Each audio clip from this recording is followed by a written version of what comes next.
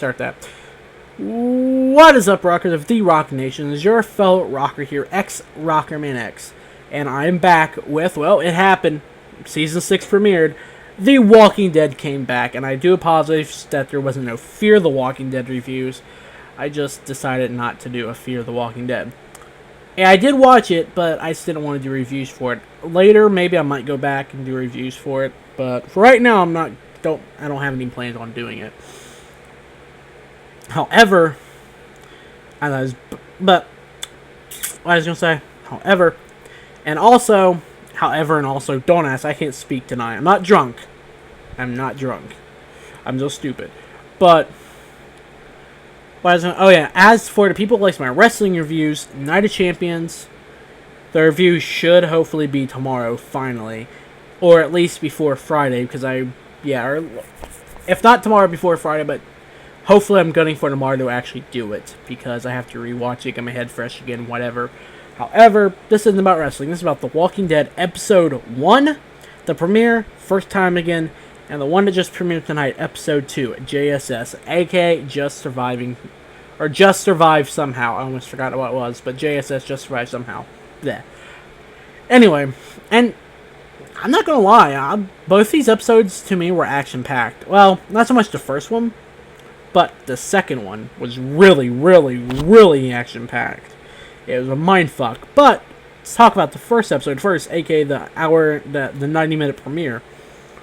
And the thing that really clicked with me, I don't know why, but just that opening, just after gunning off from Season 5, coming off Season 5 and coming back to watching this, back to the main show, to where we know the cast more, and it's better off. Like, the opening scene, we had the rock quarry and the giant herd, or the mega herd, or the mega horde, what everyone say, and then we see this craziness going on, like Rick trying to get the group together, telling him to do these certain jobs, do it, blah blah. Just this craziness that happens, and the truck falls, and just boom. Not gonna lie, that opening scene was a mindfuck, kind of. And the only reason why it's a mindfuck to me, though, was because you come off from Season 5, that comes off, like, there's in Alexandria, they just killed Reg, all that. Rick had to kill the one chick's husband that was a beater, and even though he's the only surgeon, he killed him.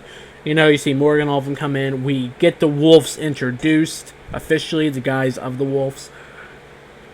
And just seeing that, and then coming into this situation, you do wonder, like, how the fuck did they get there? Or how did they get there? And I'm not gonna, it was kind of a bold choice to have that hard cut to where they're at now.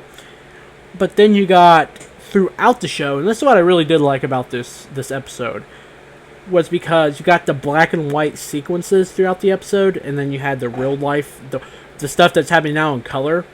But then you had, like, the black and white flashbacks, I guess you could say, because technically they were flashbacks.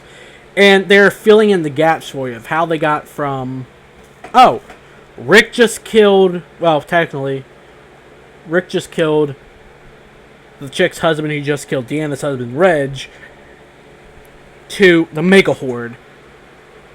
And it really is a mega horde. I will horde, whatever you want to say. These flashbacks really kind of got to me because you saw what's happening in between. And you also see the people that can't trust Rick. And obviously it was like Carter, I think it was named Carter, and some other people I think that was in there. But mainly it was Carter, and you start seeing how it works in their head and how, Rick's a maniac, he can't blah blah blah, whatever. Why should we trust him? Oh, easy, he's lived out there in the world. And then you also see how Deanna, I couldn't think of her name. How she's become, for lack of a better term, I want to say cold-hearted, but she wasn't really cold-hearted. And how she trusts Rick, or at least she's going along with Rick, because she knows it's really for the best to go along with Rick. Because Rick, even though if Rick is slowly slipping into that mental state, where you've got Morgan throughout this episode too, and where her trusting Rick, is that the right thing to do? Because we see Rick, he's slowly losing humanity, but he's not losing his humanity either. He's like slowly losing it. He's like losing it, but he's not losing it. Like, everything he's doing is for protection. And honestly, I agree with Rick 100%. That's the thing. I don't care how crazy Rick seems, or how people disagree with what he does. I kind of click with Rick, and because in a zombie apocalypse, you can't really trust anyone. And if you have a fortress like Alexandria that needs protection, stuff like that, and for a fact there's been bad guys out there before that has tried to get you, like the governor and his groups, and the Terminus guys, and the cannibals, but also the Beth police places, which weren't really bad guys. They were just people trying to survive, like Rick's group, but they were provoked as the bad guys, at least. Just seeing the people out there trying to get them, coming to now, and then we got the introduction of the wolves coming in from last season. Oh, not in this episode specific, but last season we know about the wolves, how they was coming in, and eventually they was going to do something, and you just knew they was going to do something. You didn't know how they was going to do it or what they was going to do, but they was going to do it. Simple as that. And I agree with Rick. And really, what I like about this episode, another thing too, is just how we see Rick and his crazy messed up plan unfold. But it's not really that crazy and messed up. It has logical sense behind it. Like, just from the plan that unfolds, like Glenn, Nicholas, that guy, Nicholas. He, besides him wanting to kill, I don't like the guy. I still don't like the guy. But he proved he could hold his weight and actually do what needs to be done. Especially when he was Glenn and Heath. And speaking of Heath and that too, we got like the introduction of a few new minor characters like Heath and his group of scouting, Scott, Annie, stuff like that. And again, I really did like this episode. I enjoyed it for what it was. In this episode, it's all the way out. And then too, we got glimpses of Rick versus, I don't want to say Rick versus Morgan, but Rick versus Morgan, because we got Morgan's point of view of his philosophy a little bit. We got Rick and how he's acting. And there's two sides you can pick there. You can pick Morgan or you can pick Rick. Honestly, if you pick Morgan, I don't want to say you're stupid, but his logic makes sense, but Rick's makes the most sense, I think, in a zombie apocalypse. I really do. That's how I feel. Morgan, his stuff does make sense, but Rick's, I think, makes a little more sense. And no, I should probably, there. I just use these two fingers or something. Morgan, Rick, or Rick, Morgan. I don't know. But you get what I'm saying. It just makes the most sense. But this episode was a damn good episode. And you got to see a little bit of the mindset of Rick and what he's in. And you get to see, I don't say mindset of Rick, but you pretty much get to see like the Alexandrian people grow a little bit more as characters too in this. Like Deanna, as I said, and some of the other ones, you get to see him kind of grow. What's that chick's name that Rick was infatuated with? And yes, he has a big word. That had 2 kids, and he killed the husband of. Oh, who was it? I don't remember her name, which sucks. But how she grows as a character, and just see how everyone's kind of growing as a character. I really do like it. And that's really all I gotta say about this episode. If I had to give this episode a rating for the premiere, probably a 9.5 out of 10 or a 10 out of 10. It's still up there as one of my favorite episodes. I don't know why. It's up there as one of my favorite episodes. Then again, I can't really say much because in this that's really the rating. But yeah, about 9.5 or 10 out of 10 stars. I don't know why I'm using 10. I don't want to say 10 stars, but, like, I could also say 5 stars, but you get my point. And now we move on to the next episode, aka the episode 2 of the season, JSS, or Just Surviving Somehow, or Just Survive Somehow. I also forgot to, but before I say that, I also got to add on the first episode too. We see kind of Gabriel grow as a character as well, because he kind of starts wanting to help out and stuff. But I'll get more in that in this episode. So I forgot to add to my notes, but hopefully I'll get to it. But yes, on to episode 2, JSS, Just Survive Somehow. And I was kind of confused in the beginning because, like, oh yeah, I forgot to talk about the ending of episode 1. But this is where I'll probably talk about the ending of episode 1. But I was just sitting there thinking, and at the beginning we got this girl introduced who kept writing the JSS.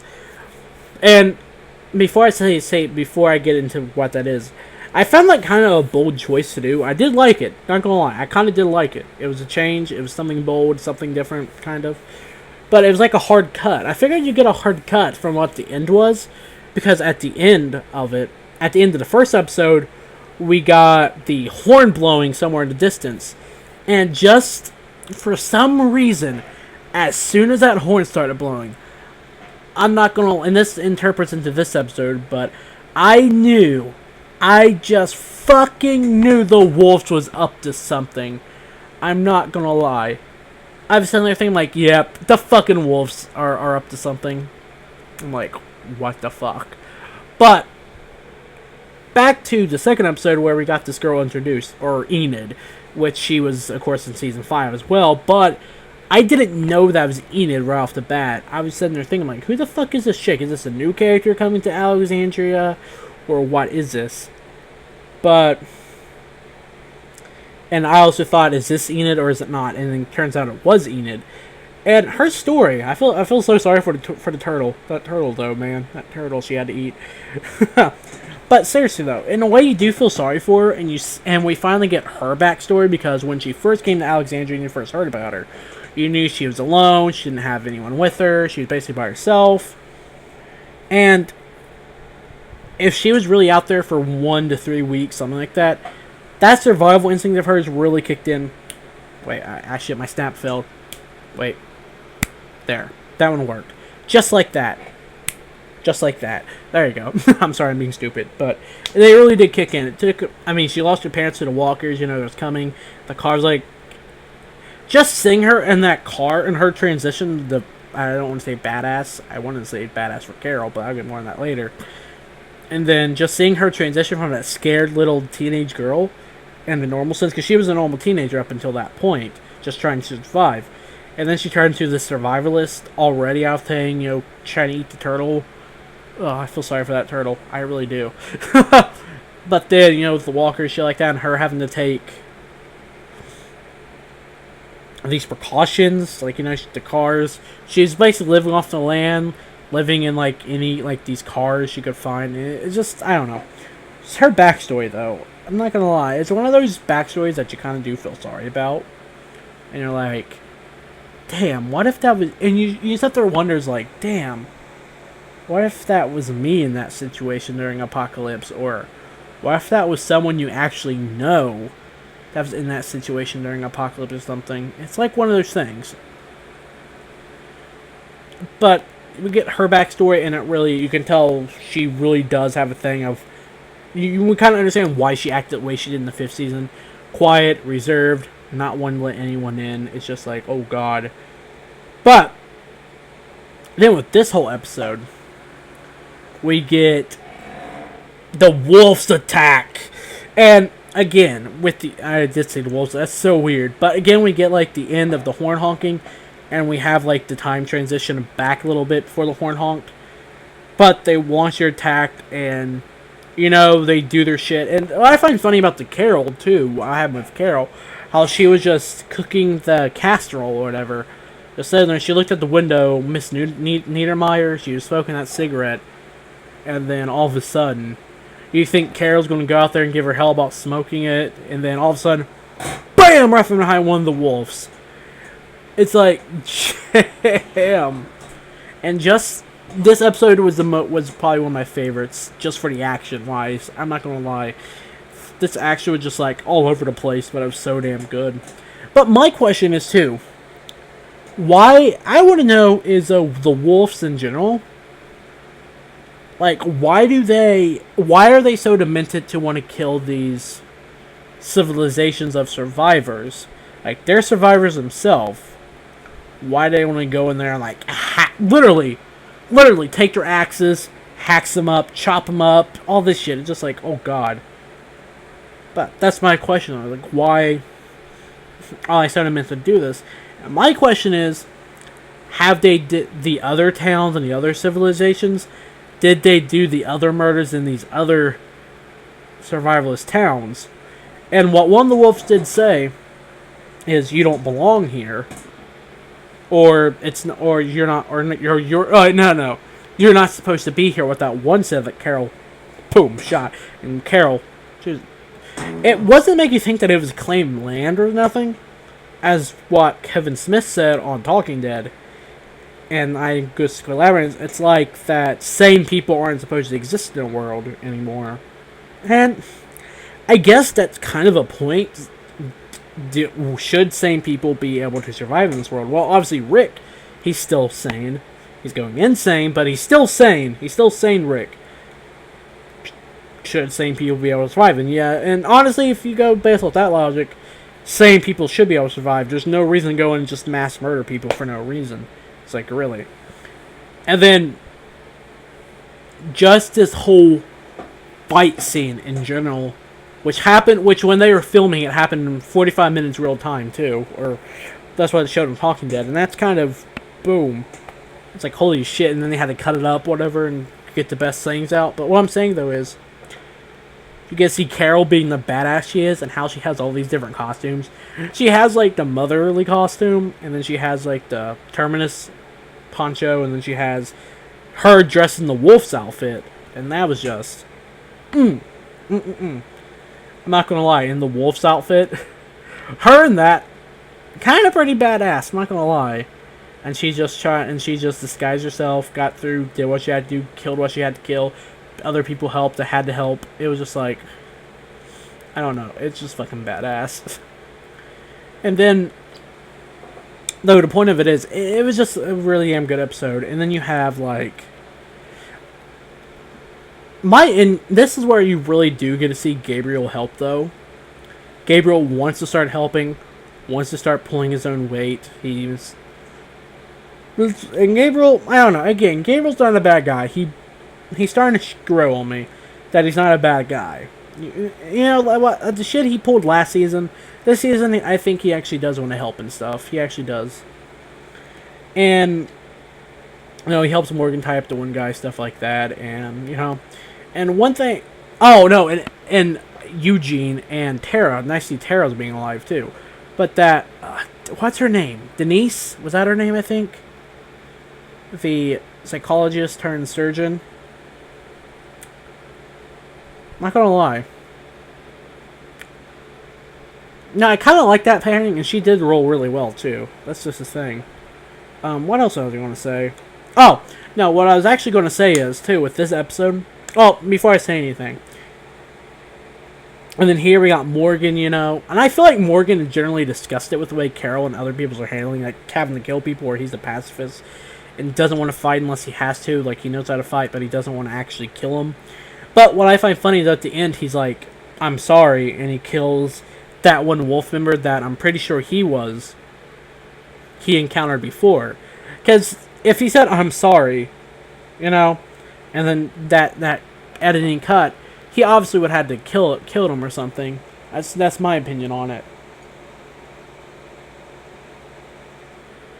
But also, my question at the very end though, was he actually leaving Alexandria, or was he just walking in that direction towards like the entrance or whatever? I feel like he was leaving, but I don't know.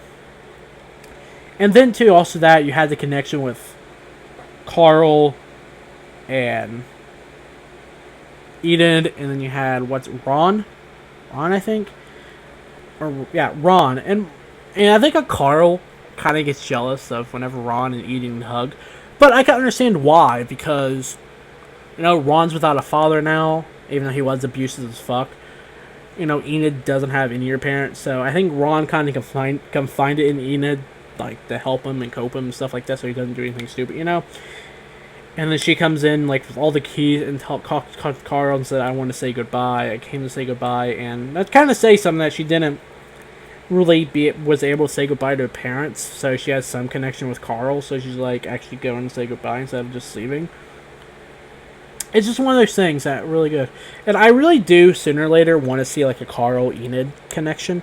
And now you can officially say, most likely, that Enid is not part of the Wolves. Or not a mole for the Wolves, because with their story and stuff like that, you can obviously tell. And my question is, though, whose fault is it? Whose fault did the attack happen? Was it, what's his name? Morgan for not killing some of the wolves, or was it Aaron for losing his bag? I don't know.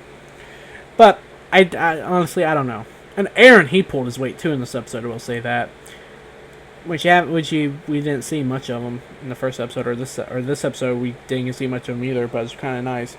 But, again, just this episode all around craziness, and when the horn was honking too in this episode, you obviously knew that was the horn from the last episode. Just BAM! Ram into the thing, and the walker. It's just the guy that fell down flaming. They threw him. It's like, holy shit! I don't know. It was just a damn good episode. And the action was part of the episode, but what I really did like about this episode as well was the fact that we seen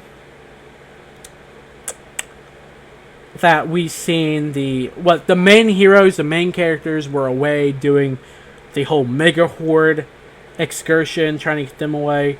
We got the side characters doing their bit of what they do, and it's nice to see the side characters or the secondary heroes get like their recognition of what they can do.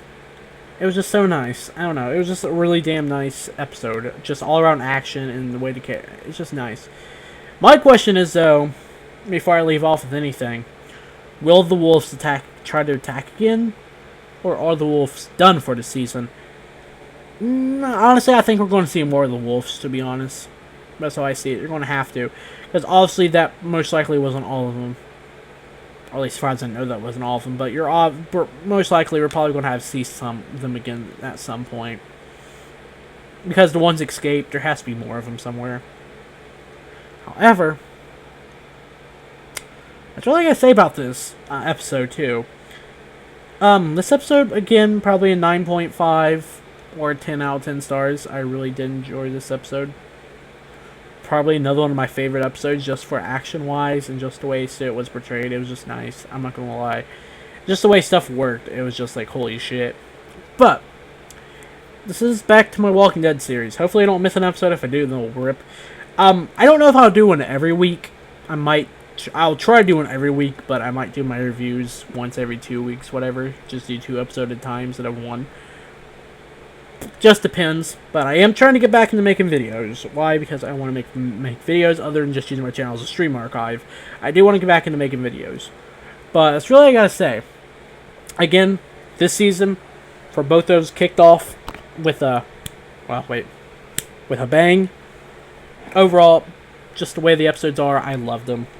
As a fan of The Walking Dead, this was, for watching the first 2 episodes back to back, really was nice to be brought back into the series of the main character realm and stuff like that. Fear the Walking Dead, again, might do reviews, might go back into reviews them, I don't know, but it was nice to be back in the realm of The Walking Dead, of our heroes that we know and kind of love and stuff like that. That's really all I gotta say. Hope you guys enjoyed this review, and until next time, guys, live free and rock.